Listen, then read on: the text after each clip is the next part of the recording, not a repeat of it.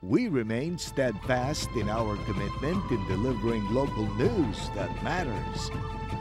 Stories that inspire. Enriching the lives of Filipinos in the Philippines and across the globe. This is your GMA Regional TV. Buong puso para sa Pilipino. Mga balitang angay at angan sa One Mindanao. Usa sa mga co-accused ni Pastor Apollo Kibuloy nadakpan sa Davao City kagahapon.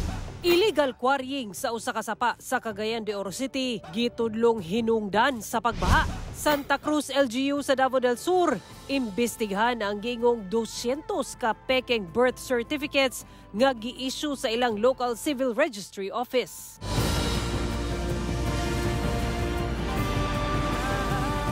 Ito ang GMA Regional TV, One Mindanao.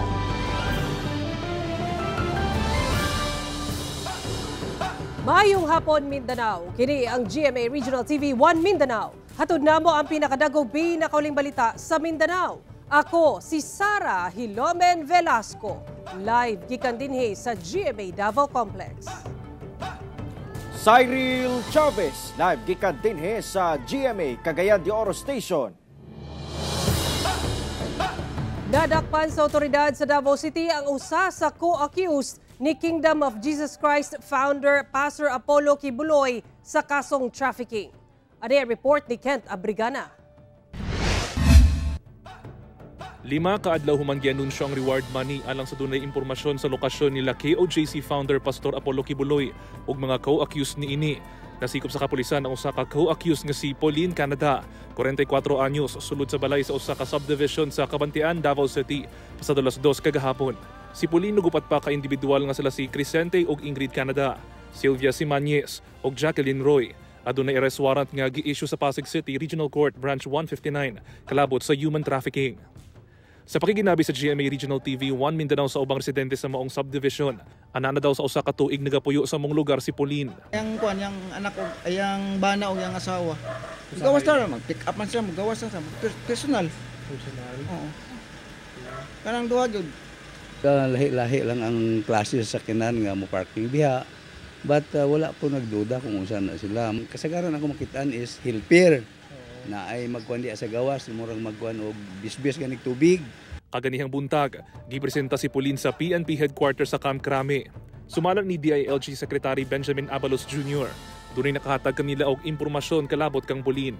Mga higit kumulang alas 9:30 ng umaga, isang hindi nagpakilalang caller ang tumawag sa hotline ng Regional Investigation and Detective Management Division ng office dito po sa Region 11 kala Nick Torre para i-report sa police na nakita niya ang isang babae, no, na kamukha na nasa litrato ng wanted poster na nilabas ng PNP na may reward na 1,000,000 piso. Apan gikwestiyon karon sa kampo ni Pastor Apollo Kibuloy ang matud pa pagpamakak sa kapulisan sa Pro 11 dihang gipangutanan ni ini kung nadakpa na ba ang iyang kliyente nga si Pauline Canada. Tumawag muna ako pala kay General Torre, hindi ako nasagot. Nag-text ako, hindi ako na-answer. So pumunta ako doon, nag-fill up ako ng form because I wanted to confirm kung nandun ba talaga sa kanila. Hindi ako na-meet ni General Torre kasi wala daw siya. Yung kanyang secretary na pulis ang nag-meet sa akin at sabi, wala kami nadakip. Sigurado kayo? Wala kami nadakip, sir. Fake news yan. Pero nung tinext ko yung isang kaibigang general, sinabihan ako, Padre, bakit i-deny i-reported dito sa Camp Crame na nadakip na nga si Pauline Canada? I'm not aware of that sa mga sinabi ni Attorney Torion because I haven't seen him since kami nag-usap sa Lucid Honey at I have requested him because he presented himself to be the lawyer of the fugitives. Kaya kinausap ko siya na sana tulungan niya ako na i-surrender na lang. And he actually gave commitment na tutulong. And then since then, sa pagdating ko, 1 month later, he never communicated with me until we arrested this person. Samtang, nagatuusab si Secretary Abalos nga wala pa nakagawa sa nasod si Pastor Kibuloy. Nakuntabang sabmatod pa ang 10 million pesos nga reward money sa pagpangita kang Pastor Kibuloy. Maaaring kung saan parte sila ng mundo. There's always that possibility. Pero sa aming nakikita sa ngayon, nandyan lang yan. Nandito lang yan sa Pilipinas. Nandito lang yan. At we will assure you this, as what we've assured you before. Lumiliit na ang Pilipinas para sa kanila. Ako si Kent Abrigana para sa One Mindanao.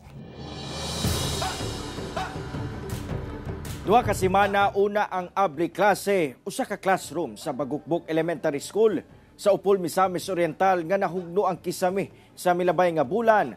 Ang hangtod karon wala pa na repair.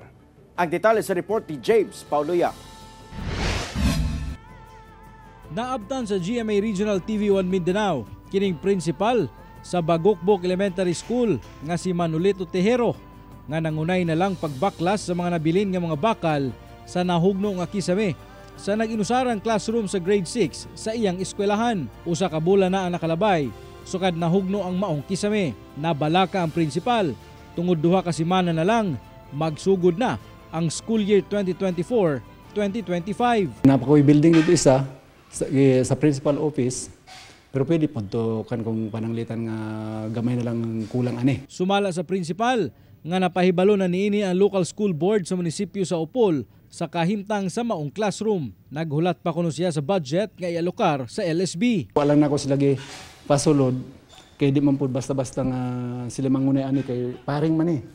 Di man nga yung bira-birahon lang. So ang kuan ako is ako rin ang muna kuha ning mga paring. Pagpaniguro sa principal nga paningkamutan nila nga mahuman og pag-ayo ang maong classroom. Una pa man magsugod ang klase karong July 29. Kauban si Makoy Sempron sa kamera. Ako si James Paulo Yap para sa One Mindanao. Nagpasidaan si Davao City Mayor Baste Duterte sa mga nagapangutong nga traffic enforcers. Dugang detalye sa report ni John D. Esteban. Nakaabot kang Davao City Mayor Sebastian Baste Duterte ang reklamo kalabot sa pagpangutong sa usa ka traffic enforcer sa syudad. Ang maong reklamo gipost sa mayor sa Facebook account niini. Sumala sa maong reklamo, gisita daw sila og traffic enforcer. Wala nakabutang kung asa dapit sa Davao City kay nakalapas daw sila sa speed limit. Giingnan daw sila sa maong traffic enforcer nga muhatag na lang kaniya aron dili na barakan sa multa. Nang hatag na lang po daw sila kay daghan pag ginapang istorya ang maong traffic enforcer. Busa si Mayor Baste, gipasidad-an ang mga nagapangutong kinsa gitawag niyang ugok.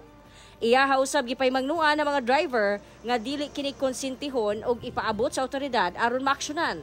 Wala giklaro sa reklamo kung ang maong traffic enforcer taga City Transport and Traffic Management Office o CTTMO, Traffic Enforcement Unit sa kapulisan o laing unit bakaha nga nagapatuman sa balaod trapiko.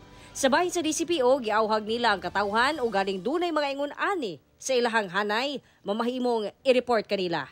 So ang atong directive diha, ma'am, dili ta mag-receive kay naa man yung iban, ma'am, nga mo-offer o ganang bayaran na lang kay hassle na mo ni mao na. Pero kung naay mga complaint, ma'am, regarding ani, ma'am, no, kay dili mata basta-basta mo receive good, ma'am, o ganang complaint without evidence. Picturean, kuhaon ang ngalan, oras, petsa kung unsay nahitabo, and then report directly sa atong DCPO office para ma-call nato ang attention kung naatay PNP involved sa kotong.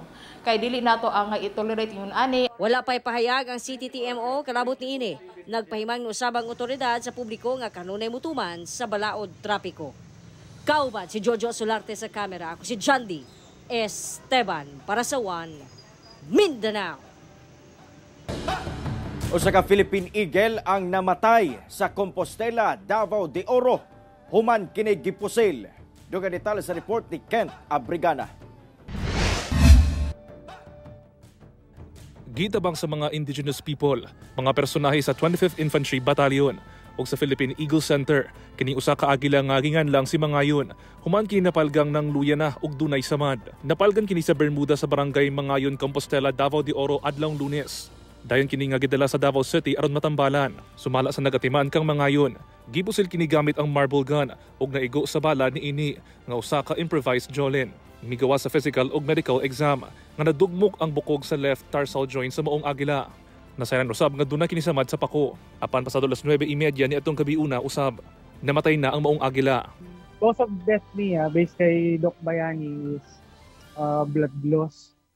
Tapos may high chances po na sepsis protection, sir. Kung naagapan siya gamay, pwede pa siya masalbar. Sa necropsy migawas nga usa ka himsog nga lalaking agila si mga yun. Nag-edad ko ni 4 to 6 years old. Sumala sa Philippine Eagle Foundation. Ikaw pat si mga yun sa mga na-rescue nga agila sa Philippine Eagle karong tuiga. Nakatakda nga ipreserba si mga yun. Ang plan ni namo, sir, is to do taxidermy kay Philippine Eagle mga yun. Ubos Republic Act 9147 kun Wildlife Resources Conservation and Protection Act. Inadili ang pag-exploit, pagpasakit o pagpatay sa mga wildlife. Ang mapamatud-an nga nagasupak sa buong balaod, pwede nga pamultahon og 100,000 nga to 1 million pesos og pagkakulong nga dili moubos sa 6 ka tuig hangtod 12 ka tuig. Sa karon, nagmugna na og investigative committee ang Davao de Oro OIC PENR. Nagapadayon ang investigasyon sa kapulisan sa identity sa mga responsable sa pagpatay kang mga yun. Bisag lapok ug likod ang dalan, motor jud ang makasulod according dito sa akong personnel nga gipadala dito. We are trying our best na matuan jud ang area to possible locate the perpetrator. If possible, kung di na to makaya for manhunt, kung ma-identified na to during our investigation, yung atong naghimo ato, we can file a regular case. Ako si Kent Abrigana para sa One Mindanao.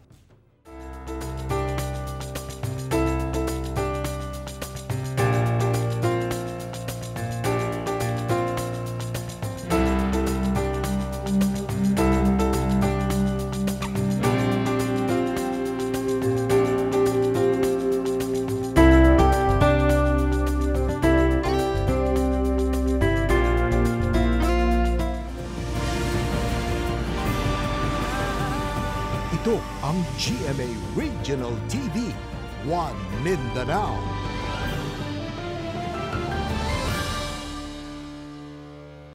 Naglusad na og investigasyon ang Santa Cruz LGU sa Davao del Sur sa giingong falsified birth certificates nga gi-issue sa ilang local civil registry office ngadto sa Chinese nationals. Ari ang report ni Argil Relator. Dihang nadakpan sa National Bureau of Investigation 11 ang usa ka Chinese national nga giingong nagkupot og falsified birth certificate nga gi-issue sa local civil registry office kon LCRO sa Santa Cruz, Davao del Sur. Nabulgar nga dunay halos 200 ka falsified birth certificates ang gi-issue sa maong LCRO ngadto sa Chinese nationals niadtong 2018 hangtod sa 2019. Sumala ni Santa Cruz Mayor Jose Nelson Salas Sr. Bisan pa man og wala pa nila nadawat ang opisyal nga impormasyon gikan sa NBI 11. Andam sila ang makikalayon sa investigasyon labot sa records sa LCRO. Nagapahigayon na matud pa sila og kaugalingong fact-finding investigation. Pahamtangan sa bila og tukmang administrative actions ang mga masayrang dunay kalambigitan sa illegal nga transaksyon. Gisuroy sa GMA Regional TV 1 Mindanao ang pipila ka barangay sa lungsod. Sa Barangay Zone 3, gibutyag sa barangay staff nga midumili na nga moatubang sa kamera nga dunay duha matud pa ka Chinese national nga giila sa NBI 11 nga naka-address sa ilang barangay. Apan wala matud pay nakaila. Apan sa Barangay Zone 1, wala matud pay nakarehistro nga Chinese national sa ilang barangay. Wala po may nakita nga nagpuyo diri, agi-agi lang na sila. Bisan ang mga residente, wala sab makamatikod nga dunay nagpuyo nga Chinese national sa ilang lugar. Since birth, sir, ko na tao. Pero sukad-sukad na ba kinabantayan nakita ang mga Chinese national diri sa inyong area? Wala, sir. Wala ko nakakita og mga Chinese national diri. Sukad. 33 ka tuig. Sukad-sukad na nakita baka nga naay nagpuyo dinhi nga mga Chinese national sa inyong area? Murag wala naman. Wala ko nakita nga Chinese nga nagpuyo diri, sir. Sumala sa PSA Civil Registration System Digos Outlet nga maoy pinakaduol nga PSA office sa Santa Cruz. Wala pa sila'y datos kung dunay Chinese nationals nga nakarehistro na sa ilang system. Sukad sa ilang pag-operate niya adto katapusan sa Mayo karong tuiga. Wala pa sab foreign national, labi na ang Chinese nationals nga nag-request kanila og PSA copy sa birth certificate. Sa karon sir wala mi na-encounter pa na naay nag-request diri sa amo ang outlet og mga inana na mga Chinese nationals po. Sa pagsuta kung lehitimo ba ang detalye nga nahisulat sa birth certificate, trabaho matud pa kini sa LCRO. If ever kung unsa lang na forward ni LCR sa amo mao lang po to amo ang encode as well as i-scan sa amoang system. So kung related sa katong sa legitimacy sa katong pag-register is sa civil registrar gid na siya na sa local civil registry office. Kauban si Metro Awing sa kamera. Ako si Orgil Relator para sa One Mindanao. Subling na balaka ang Phivolcs Region 9 human ang magnitude 7.1 nga linog sa Palimbang, Sultan Kudarat. Swerteng deep focus earthquake matod pa ang nahitabo tungod kay kung shallow earthquakes kini labing maapektuhan ang Zamboanga Peninsula. Ani ang report ni Krisa Dapitan. Alas 10:13 sa buntag adlong Huwebes, nakasinati og magnitude 7.1 nga linog ang Palimbang, Sultan Kudarat. Sumala sa Phivolcs 9, deep focus earthquake ang nahitabo kung diin nahitabo ang linog 686 km ang gilawmon gikan sa ground level. Intensity 4 ang pinakataas nga nabati ug anaa sa intensity 1 ang pinakamubo. Swerte, matud pa kay walay dakong epekto ang linog sa Mindanao apan nasinati kini hangtod sa Iloilo City ug Cebu City.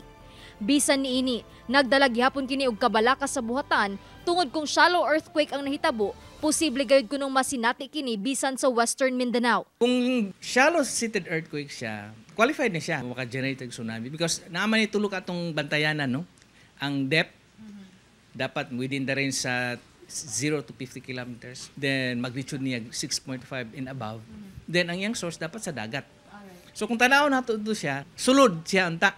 But dito lang siya ning sangko sa depth because ang depth is 600 plus. Apan bisan pa nga naara sa ilalom sa yuta ang linog, nabalaka gihapon ang ahensya tungod sumala nila dili pagayud kuno andam ang Zamboanga Peninsula ilabi na kung makasinati og kusog nga linog nga dunay tsunami. Ang Zamboanga City when it comes to earthquake, duha magod atong igo, ang linog itself, ang ground shaking ug ang tsunami. Ngano?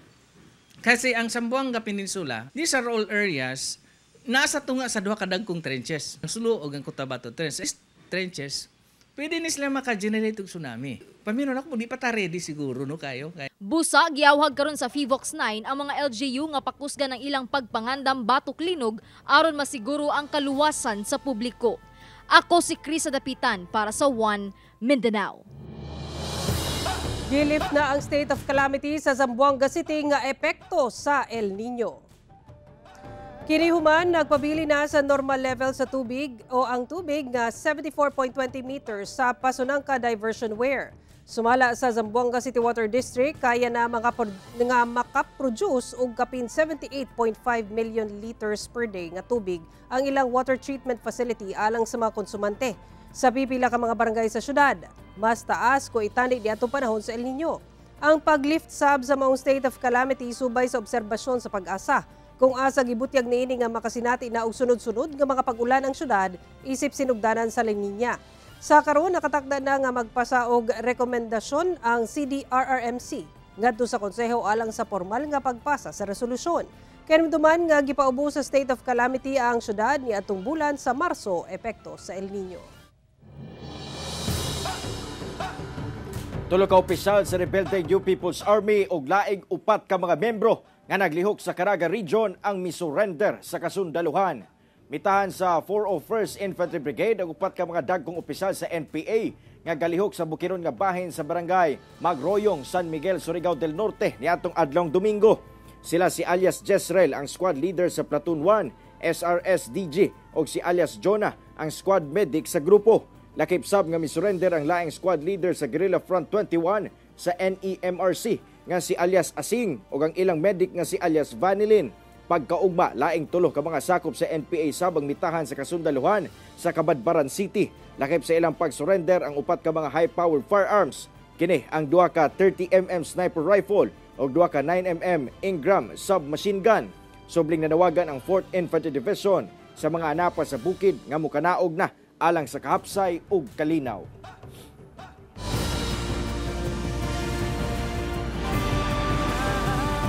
Ito ang GMA Regional TV, One Mindanao.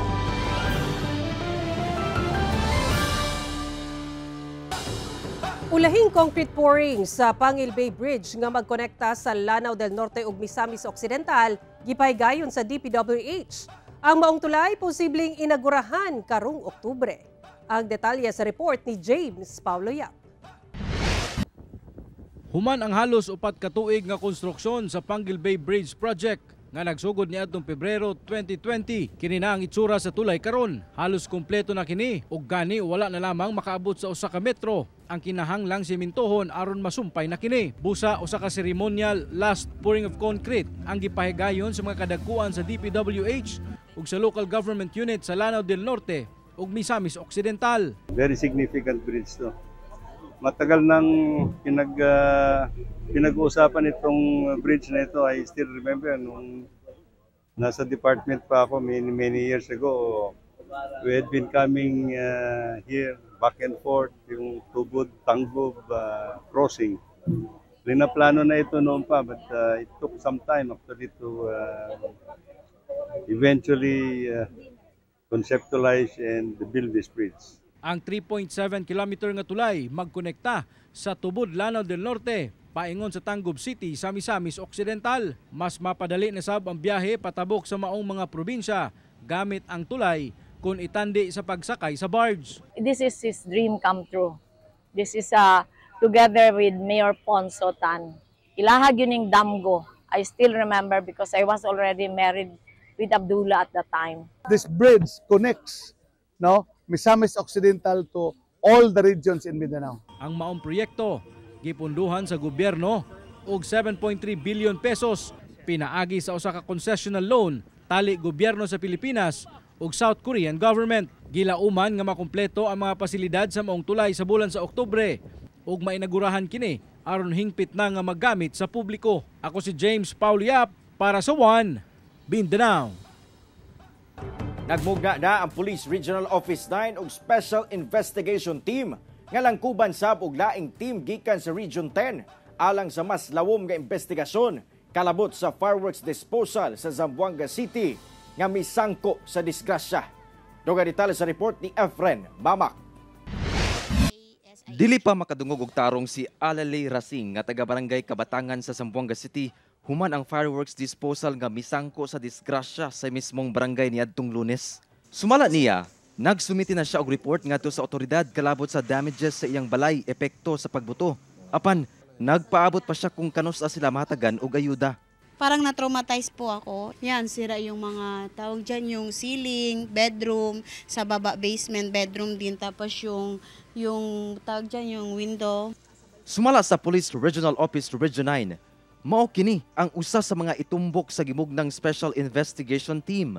The team is focusing on the following activities. First, ang una-una natin tinitingnan yung pag-identify ho talaga ng gaano karaming na naging biktima or na-injured dito sa insidente na ito. May mga records pa po tayo na nadadagdagan and tinitingnan din natin yung extent ng damage. Dugang niini, imbestigan sab sa maong SIT kung aduna bay kalapasan sa protocol ang ilang mga personahe sa pagdispose sa mga pabuto. Kinisab aron may baw-an kung unsa ang posibleng kaso nga pwedeng atubangon sa mga sad-an. Aron mapaniguro nga patas ang resulta sa investigasyon, langkuban sab ang maong SIT ug mga team gikan sa Regional Explosives and Cannon Unit Region 10.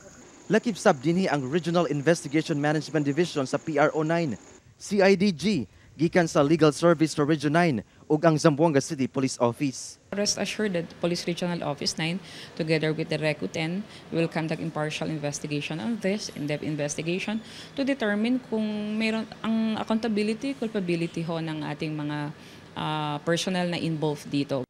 Sa tala sa PRO 9, 27 ang samdan sa insidente kung asa 20 ang uniform personnel ug 7 ang sibilyan kinsa padayong ginatambalan sa ospital. Ginasulayan sa GMA Regional TV 1 Mindanao nga makuhaan og pahayag ang mga samdan sa hanay sab sa BFP. Apan, matod sa District Fire Marshal, wala pay gibutyag kanila ang 5 ka mga personahe kung paunsa nagsugod ang maong pagbusikad. Wala naman silang kasi nung dito lang kasi sila naka-standby ilang meters from the disposal site. Nagpadayon pa ang investigasyon sa insidente. Kauban si Sim Romero sa kamera. Ako si Efren Mamak para sa One Mindanao. Nagkariang makalingaw nga aktibidad, pagpasigarbo sa ani o pagpalaumpa sa tinuuhan. Kini lamang ang pipila sa mga gihimo sa Agri-Aqua Fair 2024 sa Kahumayan Festival sa Kapatagan, Lanao del Norte ug Araw ng Nunungan sa Lanao del Norte. Ani report.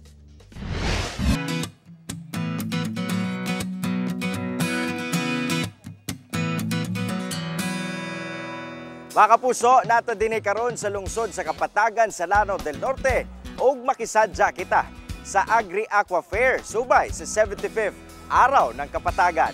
Tara!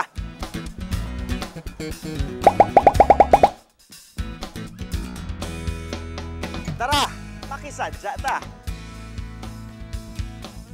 Nagkadaiyang produktong agrikultura ang gibida sa mga nagkadaiyang cluster booths. Matag cluster, nagkadaiyang klase sa mga abot ang gipasigarbo, gikan sa gulay, prutas, ug mga humay. Siyempre, sanglit walay humay kung wala ang gadarong partner sa mga mag-uuma. Bida sab ang mga kabaw sa mong panagtapok.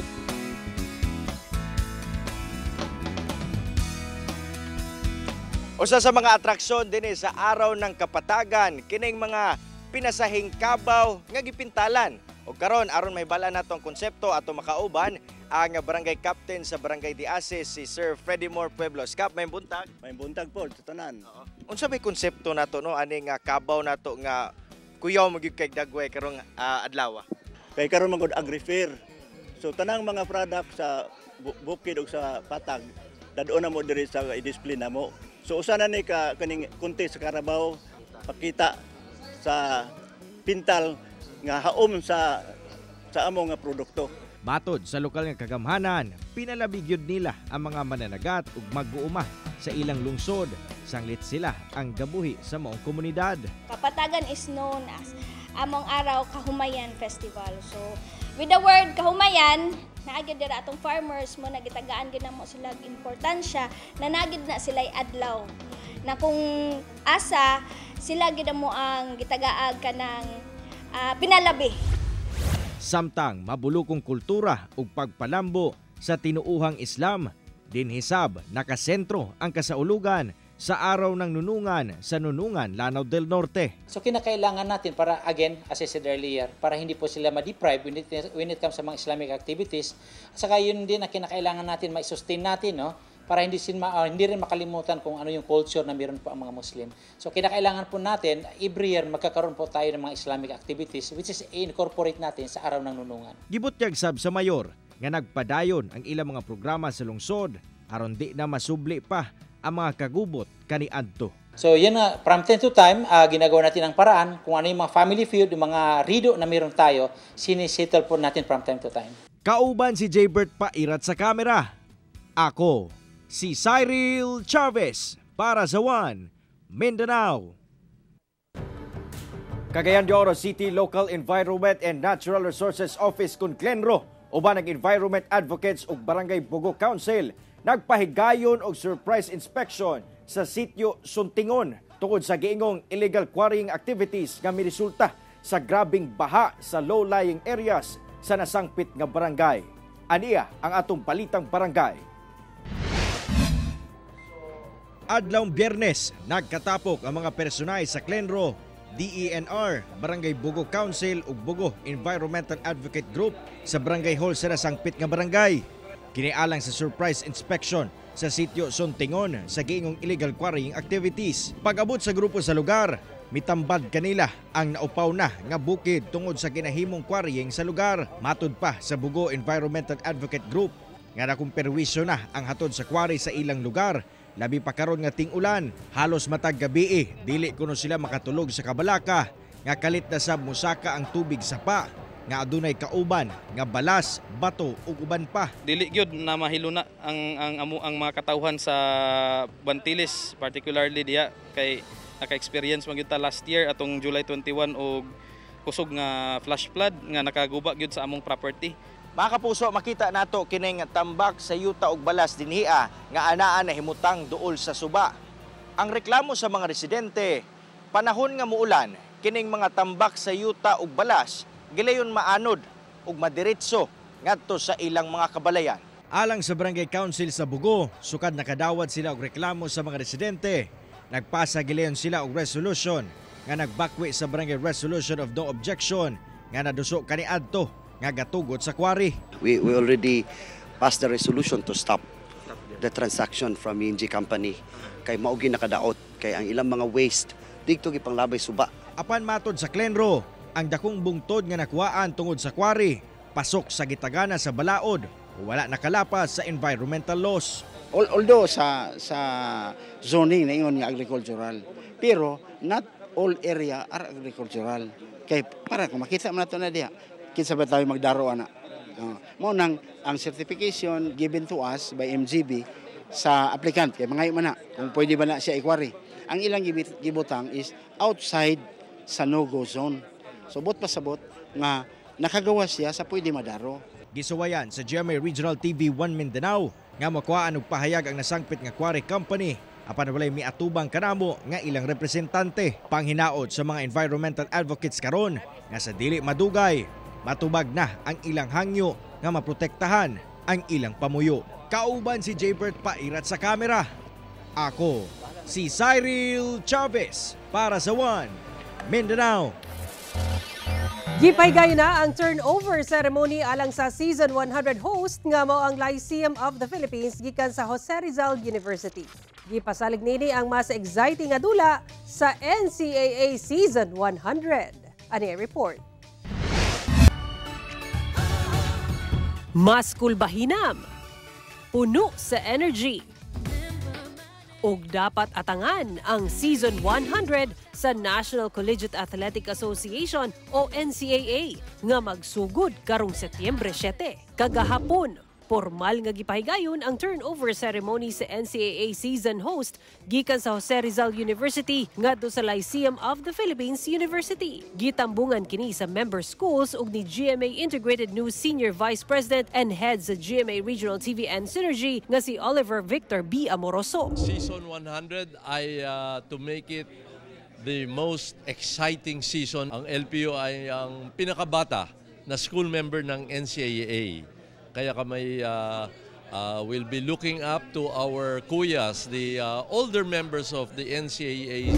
Tungod sa ulugod sa NCAA ang centennial anniversary, mas espesyal sab ang paghahimuong mga dula karong tuiga, kung asa highlights ang abundang tradisyon sa NCAA. Usa na niini ang pagpili sa 100 ka maayong atleta of all time o NCAA 100 Legends. Ilusad sab ang coffee table book ug sa unang higayon, magpahigayon og torch run sa mga member school. It is important that schools support the NCAA because schools are featured not only in terms of the extracurricular activities but how we can actually promote the development and nurturing of character as well as lifetime skills or lifelong skills that can be used by the youth when they become professionals. Plano sab ang pagdugang og bagong sport events sa kasamtangang 16 ka mga padula. Gipasidungan sab ang best performing school sa season 99 nga mao ang San Beda University nga nakakuha og 7 ka championships sa senior division ug University of Perpetual Help System Delta nga dunay 4 ka championships sa junior division. Ako si Sara Hiloben Velasco para sa 1 Mindanao. Mao kadto ang mga ulahing balita sa Mindanao karong adlaw. Mabahimo ninyo kining makita pag-usab pinaagi sa pagbisita sa official website sa GMA Regional TV o bisita among official YouTube channel o i-click ang subscribe button para sa pinakaulahing balita. Daghang salamat sa atong mga kapuso sa Mindanao nga nagalantaw kanamong sa atong mga kapuso abroad. Padayon lang sa pagtutok sa mga lokal nga balita batag adlaw tungod sa GMA Regional TV, Local News Matters. Kami ang GMA Regional TV 1 Mindanao, tibok persa para sa mas dakong misyon ug mas salapad nga pagserbisyo sa nasod. Happy weekend mga kapuso ug mag-amping kita kanunay.